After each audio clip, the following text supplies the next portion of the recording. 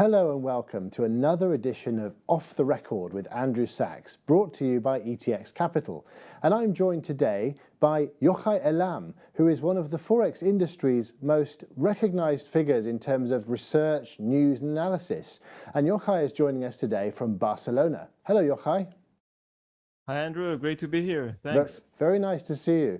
And actually, one of the interesting things is Yohay built up a very interesting business, and a lot of Forex traders will be familiar with his particular analyses on Forex Crunch, which is a company that was built up by Yohay over a period of time. And he is a senior figure and well known in terms of producing important analysis that is used by Forex traders all over the world. So I'm sure many people who are watching will actually be familiar with this particular analysis.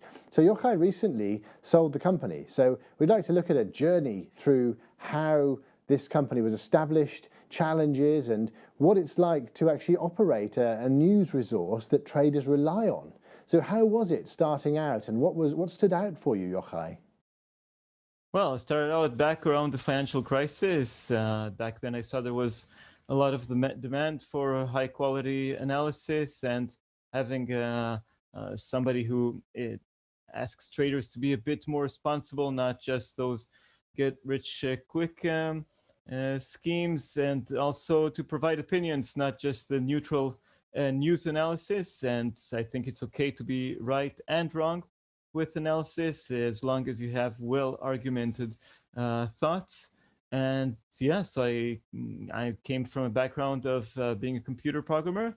I used to trade a bit, and then found out this niche and kicked it off and carved out my own space. Absolutely, and more than carved it out, you actually became a reference point for the retail trader around the world, and actually provided a lot of analyses and actionable content that has been well recognized and is considered a staple today. And then FX Street picked it up, and then you built the business up to be multi-platform, and it went across FX Street platform. And how was it when you got to the point where Forex Crunch was really at its high point? What was that like? Well, it was a long process. I think that Forex traders are familiar, successful Forex traders are familiar with that. It takes a long time to build. It takes a lot of consistency, just being out there, also around the holidays, which is not always convenient. And I think that readers appreciate that, and that helped me build a presence on the web and making connections with other various websites. Of course, FX Street.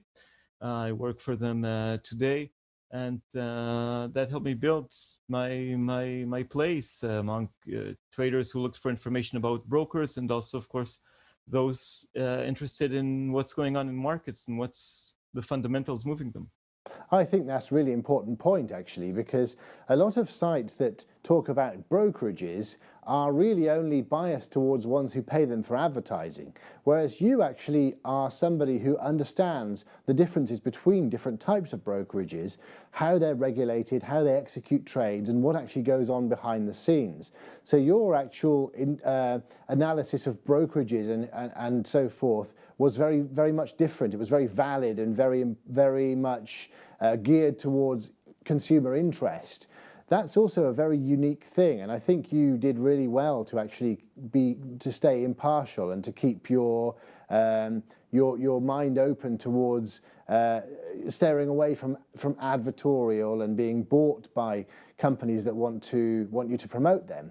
So that's really an interesting point, and certainly in terms of recommending brokerages to customers, you did it on a very, very much a way that was in favor of clients and recommended what's in their best interest. Not an easy thing to do when there's a lot of companies with large advertising budgets.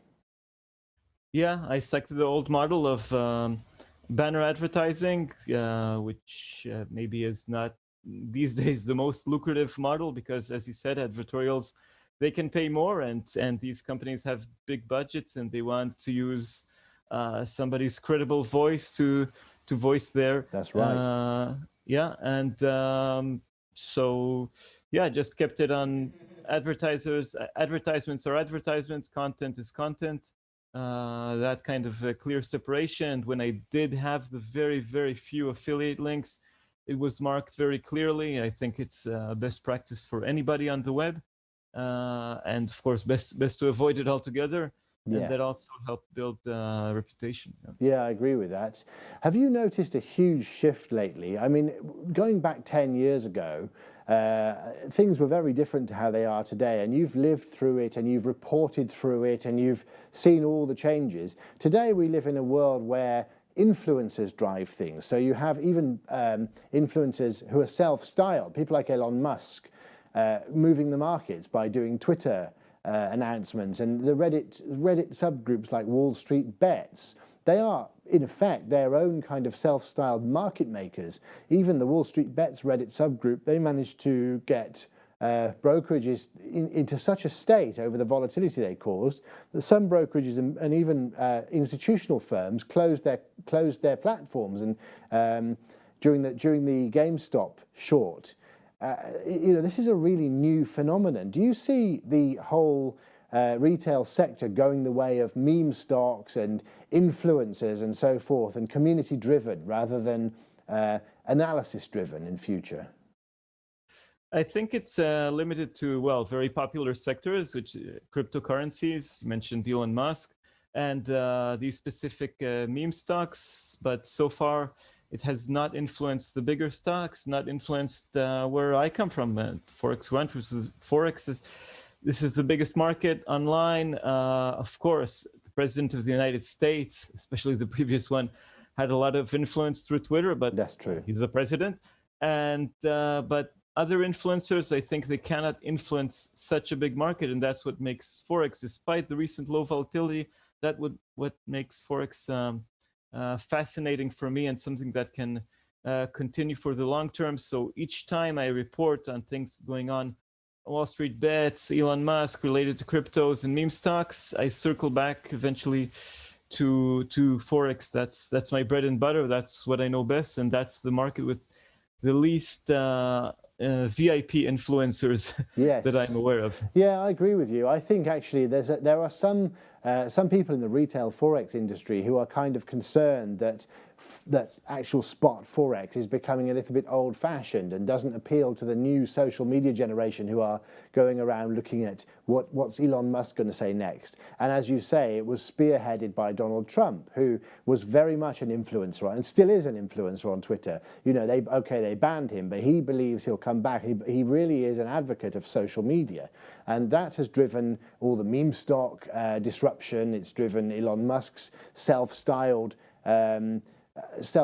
influencing position as a cryptocurrency advocate, and even though he's nothing to do with the industry. But the spot Forex business is still in the same original condition that it was before.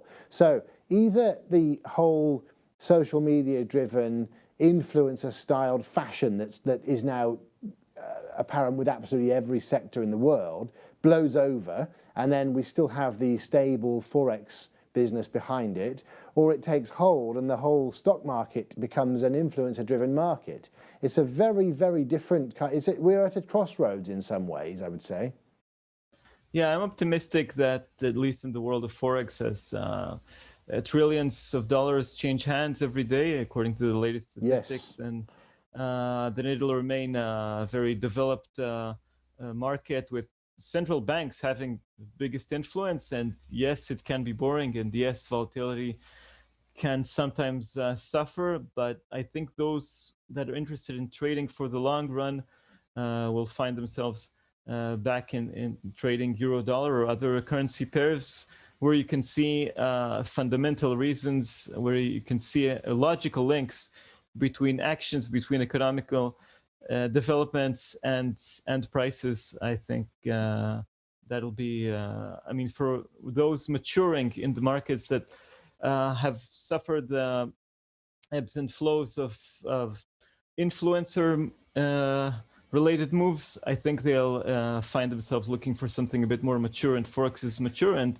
if I remember having a conversation with Francesca Vola, the founder of FX Street, about looking wanting to make Forex become its own asset class And I think perhaps these meme-driven, influencer-driven moves in other markets will help distinguish Forex as such a market. I think it'll stay safe from these trends, yeah, which are outside the world of finance as well. Yeah, they are actually. You're right, and they certainly are outside the world of finance, and that's something which because it's such a hype and it's all over the media and it's everywhere on the internet, and these kind of social media style platforms are very good at SEO. It is something which seems to be very dominant in the minds of most people. But you're right, it is not part of the financial infrastructure. It's not part of the electronic trading industry, if you want to call it that. So certainly, if you look at the low volatility over the last few years, even Drew Neve from FXCM 10 years ago said we haven't seen any volatility for 20 years. So now you can call that 30 years. So a lot of retail brokers have built their business around low volatility for the spot Forex side of things. So when the meme stock debacle came up in January, some companies closed their platforms down, and traders were unable to access them, which was very problematic indeed. And it symbolized an outside influence that's not really part of the actual financial markets model coming in and disrupting it. So that was really just about at the time when you exited from your very, very successful and long-term business that you sold. Do you see that I was wondering whether you see your exit as a time when things have changed and the kind of financial markets of the past are now moving to a new thing, and you relish your exit, or you think that it was just an opportune time to do something and you'll stay with the traditional side of things and not be too influenced by what's happening at the moment? Yeah, well, my exit was, I began working for FX a few years ago. It was more sort of an opportunity for me. I received this attractive, interesting approach from Phoenixio, and I decided to cash in, to move on. But perhaps, as you say, we are at a point of crossroads. I am optimistic that volatility will return, that now that brokers are more mature. Regarding volatility, I think it'll return because now there's more cash in markets, and in general, inflation seems to be on the rise, and that means higher interest rates. Yes, and when there are differences in interest rates, when it's not a race to the bottom anymore, perhaps I would even make a bolder statement. Perhaps now we're finally getting out of that financial crisis of 2008, with wages finally rising, inflation finally rising, and that makes differences in interest rates more a mover for currencies. So perhaps it will not come immediately this year. Perhaps now we're at the crossroads where influencers may be taking over other markets, and there's lots of cash sloshing around. And Forex still seems just a bit boring, but I think next year or the following one we'll already see higher volatility, and there will be always more opportunities for us, the people in the content business, around Forex. I agree. I think that the whole electronic trading sector, whether it be retail or institutional, professional, should be content driven. Research, analysis, and getting a lot of inside information out to industry participants, market makers, and traders is vital. That's where you and I and other people, we could call ourselves influencers to some extent, because what we are is knowledge providers. We're not necessarily trying to disrupt anything. What we're doing is providing impartial, good quality knowledge as far as we can to actually give a big picture of what's happening, not just in the market, but within the actual electronic trading industry.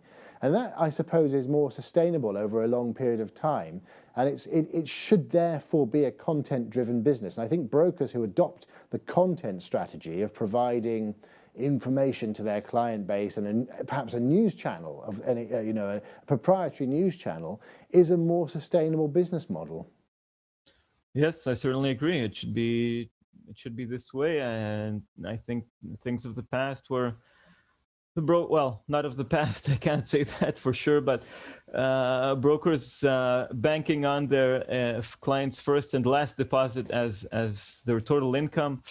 Hopefully these practices will go away, and so. brokers will make money from having successful traders that trade both ways and aren't stuck in one specific bias, and educate themselves to make a better trade. And brokers make money from spreads, which that's from, and not from those previous practices. I agree. I think it should be a commission business, a spread business, Yeah. and to engender long-term loyalty by customers. So if you have, for example, a broker with their own technology and their own proprietary platform, that's a first step. A lot of investment and support goes into that, but that's the first step. And another step should be to provide the right content to actually engage those people and give them the right knowledge and the right insight, impartial insight, without any advertising or pushing, into the what's happening within the world of electronic finance at this particular time. And maybe even taking that forward and looking towards establishing other financial services aspects, like becoming a multi-asset service provider and offering digital banking and fintech orientated digital banking services and so forth, rather like Revolut or Tide or something like that. I think that's the way a lot of brokers should perhaps be looking. And to be able to do that, you need to be able to provide the right kind of holistic, comprehensive knowledge basis to customers.